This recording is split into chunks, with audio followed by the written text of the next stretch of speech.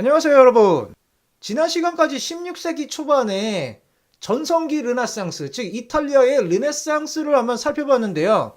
이 기간 동안에 알프스 이북 지역은 어땠는지, 그 중에서도 특히 독일하고 네덜란드가 어땠는지, 자, 거기에 대해서 한번 살펴보도록 하겠습니다.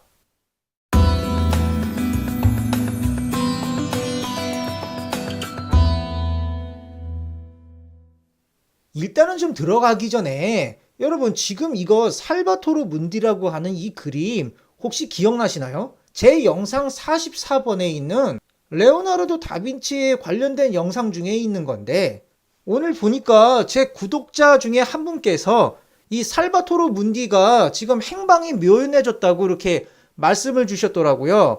이게 사우디에 있는 어떤 한 왕자에게 이게 넘어간 건데 이 그림이 행방이 묘연하게 됐다고 합니다. 근데 알고 봤더니 도난을 당했다고 해요. 참 이게 아시다시피 5천억짜리잖아요. 이 5천억짜리를 누군가 그냥 꿀꺽 해버린 건데 뭐 글쎄요. 이 그림이 지금 어떻게 잘 보관되고 있는 건지 좀 궁금한데 또 한편으로는 제가 또 이게 또 갑자기 든 생각이 예전에 모나리자 그림 같은 경우에도 그 전까지는 그렇게까지 이제 지명도가 없다가 도난을 당하고 나서 그때부터 엄청나게 유명해졌다고 하거든요. 이 마찬가지로 이 살바토르 문디도 혹시나 이거 뭐 명예훼손 이런 거도 있을 수 있으니까 그냥 혹시나 그냥 제 생각으로 뭐 이렇게 뭐 도난을 당하도록 유도를 해가지고 뭐 이거의 인지도를 확 높이려고 하는 그런 것도 있지 않을까 뭐 이렇게 엉뚱한 생각도 한번 좀 들어봤습니다. 뭐 어쨌든 간에 이렇게 훌륭한 그림인데 지금 뭐 그쪽에 있으니까 보고 싶어도 볼 수가 없겠지만 혹시라도 이게 나중에 뭐 순회 공연을 한다든지 이런 식으로 해가지고 우리나라에서도 언젠가 한번 볼 수도 있는 건데 이게 도난을 당한 상태니까 그러한 기회 자체도 이게 박탈이 된 거잖아요. 이제 참 안타까운데 이거 빨리 좀 해결이 될 수 있으면 좋겠습니다. 이제 시작을 좀 해보자면요. 16세기 이전에 이탈리아는 여기 맨 왼쪽에 16세기 이탈리아 지도 나와 있죠? 이때는 이미 르네상스가 꽃피고 있었고 고전 양식이 보편적이었지만 알프스 이북에 있는 지역들은 여전히 고딕 양식이라든지 회화에 있어서는 북유럽 스타일의 회화가 한창이었습니다. 하지만 이전까지만 해도 알프스 이북의 국가들인 프랑스라든지 신성 로마 제국의 공격에 여기 있는 이탈리아의 소규모 국가들, 여기 있는 이런 국가들이 그럭저럭 막아낼 수는 있었어요. 하지만 이런 프랑스나 신성 로마 이 제국이 이때쯤 16세기 이 전후쯤 해서는 이전보다 왕권이 더 확립이 되고 더 강해지다 보니까 이제 여기 있는 소규모의 국가들이 그 공격들을 막아낼 수가 없게 된 겁니다. 자, 그래서 1494년에는 즉 15세기 말이 되겠죠. 자, 이때는 여기 나와 있는 프랑스의 샤를 8세가 이탈리아를 쳐들어와가지고 이쪽에 쭉 와가지고 이쪽에 있는 이 나폴리까지 탈탈 털리게 되고요. 이 이탈리아가. 자, 이것 때문에 이쪽에 있던 이 스페인까지도 요 문제에 같이 개입을 하게 되는 겁니다. 그리고 나중에 1527년에는 여기 나와 있는 신성 로마 제국의 황제였던 카를 5세가 이제 카를 5세의 이 군대에 여기 있는 로마까지 털리는 사코디 로마 이 사건도 생기게 되죠. 이러한 과정에서 알프스 이북의 군주들이 르네상스라는 새로운 문화에 눈을 뜨게 된 거죠. 그 이전까지는 뭐 알지도 못하니까 이런 게 있었나 뭐 이런 거였는데 이렇게 침공을 하면서 새로운 문화를 접하다 보니까 와 이게 색다르고 멋있게 보이는 거죠. 그리고 이 자신들 국가에 있는 예술가들에게 자신이 본 이러한 고전 양식의 건축물들을 요구하게 되는 겁니다. 이제 바야흐로 알프스 이북에 있는 지역에도 고전 양식이 도입이 되는 겁니다. 그런데 문제는 알프스 이북의 미술가들에게는 아직 이런 고전 양식에 대한 이해가 부족했습니다. 그러다 보니까 건물의 내부까지 고전 양식으로 설계하는 게 아니라 알맹이는 즉 내부는 기존의 고딕 양식으로 하고 이 겉에다가만 고전 양식 즉 이탈리아 르네상스에서 두드러지는 고전 기둥이라든지 기둥 위에 있는 프리즈 같은 이러한 것들로 장식하기 시작한 거죠. 그리고 건물 외관의 장식성이 강해집니다. 지금 보시는 사진 속에 왼쪽에 있는 건물을 한번 보세요. 야, 이거 뭐 완전히 그냥 도깨비 집이죠. 고딩 양식 특유의 웅장함이라든지 숭고함이 느껴지는 것도 아니고 뭐 그렇다고 고전 양식의 예스럽고 균형 잡힌 모습도 아니고 이거 완전히 잡탕처럼 느껴지죠. 일단 여기 이 부분, 자, 이 부분을 한번 보시면요. 요 확대해서 한번 볼게요. 확대해서 보면은 바로 이 부분이 되는 거죠. 자, 이 부분을 보시면요. 이거 뭐였습니까? 고딕 건축 양식에서 보이는 공중부벽 혹은 부연부벽. 자, 이게 되는 거지 않습니까? 더군다나 여기 내부 사진을 보시면요. 자, 내부 사진도 여기 딱 보시면은 첨두형 아치 보이시죠? 그리고 이쪽에 이게 뭡니까? 늑골 구조가 되는 거잖아요. 그죠? 그래가지고 고딕 양식은 맞습니다. 이 알맹이는 고딕 양식으로 되어 있는 거예요. 하지만 여기를 한번 보시면요. 이쪽하고 여기 있는 데를 보시면은 보통 고딩 양식은 이게 아치가 어떤 식으로 됩니까? 첨두형 아치로 되잖아요. 하지만 여기는 첨두형이 아니라 라운드형으로 되어 있죠. 고전 양식에서 기둥하고 기둥 사이를 연결하는 이런 둥그런 아치, 그거를 흉내낸 것 같아요. 그리고 이 부분을 보시면은 자, 여기 기둥 위에 흡사 고전 양식에서 보이는 프리즈하고 비스무리한 게 보이죠? 이 프리즈에 대해서 좀 혹시 기억에 가물하시다면요. 예전에 저하고 같이 하셨던 신전 기둥 양식 그거 한번 다시 한번 보시면 될 것 같고요. 그리고 이제 좀 더 뭐 살펴본다면요. 이쪽에 있는 즉 동그랗게 이렇게 네 개가 있죠? 이거 뭐였습니까? 쿼드러폴 윈도우라고 했었죠? 그리고 이쪽에 있는 이거 쿼드러폴 윈도우의 변형 정도라고 보시면 될 것 같은데 어차피 이런 것들은 고딕 시대에도 있었던 거지만 이쪽에 이렇게 보시면요. 이쪽에 뭔가 요란하게 주렁주렁 장식된 이제 첨탑들이 이렇게 솟아있죠. 물론 후기 고딕 양식으로 갈수록 장식성이 강해지긴 했지만 야, 이건 조금 과했다 싶네요. 아무튼 간에 이런 식으로 흘러가게 되었다 이거죠. 자, 지금 보시는 것도 뭐 마찬가지입니다. 일단은 이쪽을 보시면요. 첨두형으로 되어 있는 좀 아치가 보이시고요. 즉 이제 고딕의 흔적이 보이는데 하지만 이쪽을 보시면 어떻습니까? 자, 아주 완만하게 라운드형으로 되어 있죠.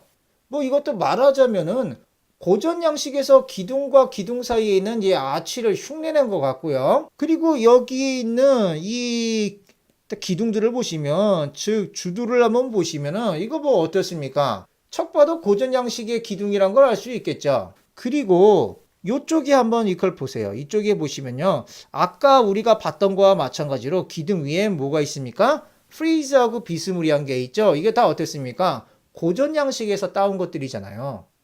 그리고 좀 더 본다고 한다면 지붕 위를 보니까 뭐 이쪽에 이렇게 자, 이쪽에 이렇게 조각상들이 이렇게 있죠. 그리고 이쪽에 보면은 뭔가 독특한 이렇게 장식들도 되어 있고요. 이 건물이 뭐 우리가 봤던 이탈리아 르네상스기의 그런 고전 양식의 건물이라고는 완전한 그러한 건물이라고 하기는 좀 그렇지만 그래도 뭐 많이 노력한 흔적이 보이죠. 앞에 우리가 봤던 거하고는 확실히 다릅니다. 제가 예전에도 한번 말씀드린 적이 있는 것 같은데요. 이탈리아 미술 양식이 알프스 이북으로 퍼지는데 큰 역할을 한 것 중에 하나가 바로 파나입니다. 아시다시피 그 당시는 사람들이 지금처럼 자유롭게 이제 나라를 건너면서 여행하는 게 힘들었으니까 북유럽 화가들이 이탈리아에 가가지고 르네상스 미술 양식을 배우기가 쉽지 않았다 이겁니다. 하지만 파나는 그 속성상 일단 원판을 만들어 놓으면 쉽게 대중화될 수 있고 그 가격 또한 저렴한 편이니까 북유럽 화가들이 고전 양식이 담긴 파나 작품을 쉽게 접하고 이탈리아 미술 양식을 쉽게 따라할 수가 있게 된 거라 이거죠.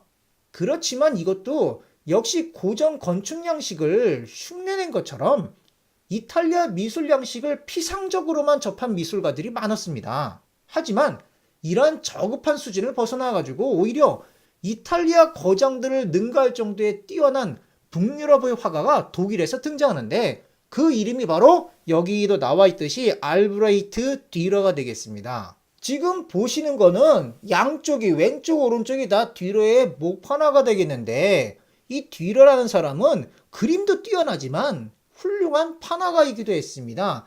여기 보시면 두 개의 파나가 있는데 오른쪽에 있는 거는 우리가 좀 전에 봤던 듀로의 것이고요. 그런데 여기 왼쪽에 있는 거 요거 혹시 기억나시나요?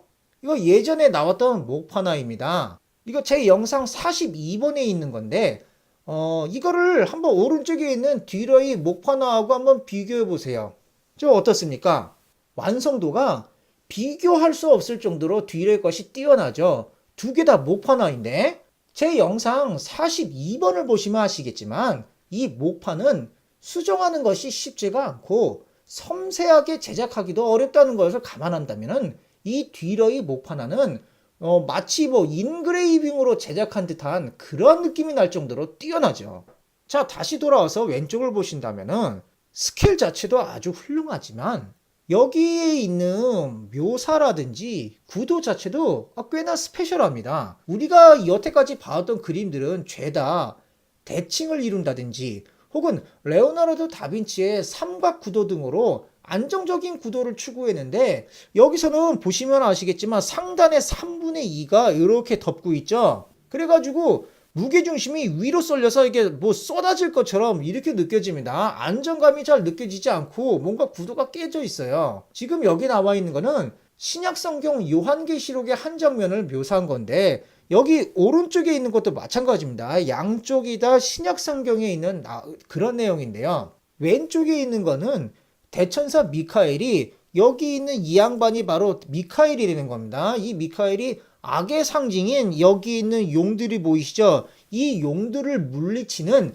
그런 장면이죠. 그런데 이 당시 성화 속에 있는 인물들은 이상적으로 그려지기 마련인데 지금 여기서는 이게 뭐 미카엘의 얼굴을 본다면은 천사의 얼굴이라고 하긴 좀 그렇죠. 사람에 따라서 이 미카엘의 얼굴이 오히려 악마로 보일 수 있을 정도로 표정이 일그러져 있습니다.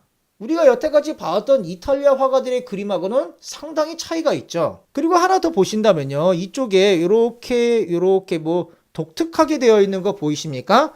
자, 이게 바로 알브레히트 듀러의 알브레히트, 이게 A를 가리키는 거고요. 그리고 듀러라는 D를 가리키는 겁니다. 이거를 이렇게 합성해가지고 바로 이제 자신의 사인을 만든 거죠. 여기도 그렇고 여기도 그렇고요. 이거 앞으로 듀러의 그림에 대해서 몇 번 더 보게 될 건데 다 이러한 자신의 사인을 보게 될 겁니다. 자, 오늘의 마지막이 되겠는데요. 왼쪽에 있는 그림을 먼저 봐주세요. 이거 오늘 보니까 예전의 그림들이 재활용하듯이 자꾸 나오는데 혹시 왼쪽에 있는 이거 기억이 나시는지 모르겠네요.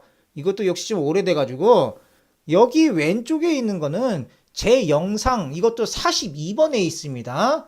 마르틴 쇼가우의 작품인데요. 이거는 목파나가 아니라 인그레이빙으로 된 겁니다. 즉 동파나라 이거죠. 듀러가 막 그림을 배우고 있을 때 이 마르틴 쇼가우에게 파나를 배우고 싶어가지고 프랑스 콜마르라는 곳을 방문했습니다. 그런데 이미 쇼가우가 죽어 있어가지고 그의 형제 중에 한 명이 운영하는 공방에서 배우게 돼요. 여기 오른쪽에 있는 이 작품을 한번 보신다면 이게 바로 마르틴 쇼가우의 작품 중에 하나인 성 안토니우스의 유혹이라는 건데 이거 가만히 한번 보시면 우리가 좀 전에 봤던 거 여기 있는 이거요. 이거하고 은근 좀 이미지가 비슷한 것 같지 않습니까? 여기 보시면 뭐 이렇게 악마들의 표정, 얼굴이라든지 그리고 천사의 추하게 생긴 얼굴이라든지 그리고 여기 붕 떠 있는 모습도 그렇고 다시 여기 이쪽으로 와서 본다고 한다면은 여기 있는 이 양반들도 공중에 붕 떠 있는 그런 느낌이고 그리고 여기 악마들의 모습들이 다들 그렇죠. 좀 추하게 생겼죠. 좀 이제 기괴하게 생겼습니다. 뭐 그도 그럴 것이 아무래도 마르틴 쇼가우의 형제 중에 한 명에게 배웠으니까 영향을 좀 받았을 것 같고요. 그 밖에도 이 듀러는 이 파나의 선, 이 섬세한 선을 아주 중요시했기 때문에 그 당시 파나로 또 유명했었던 만테니아라든지 만테니아 저번 시간에 한번 단축법 설명할 때 나왔었죠. 그리고 제가 예전에 구도를 설명드릴 때 조금 부정적인 예로서 예를 많이 드렸던 폴라이올로 기억나시나요? 폴라이올로가 사실은 파나로도 많이 유명했습니다. 그런데 이 듀러가 바로 만테니아하고 폴라이울루한테 영향을 많이 받았어요. 같이 뭐 참고로 알아두시면 될 것 같고요. 자, 오늘은 일단 여기까지 하고요. 다음 시간에 딜러에 대해서 조금 더 살펴보도록 하겠습니다. 자, 여러분 수고하셨습니다. 저는 다음 시간에 뵙기로 하겠습니다.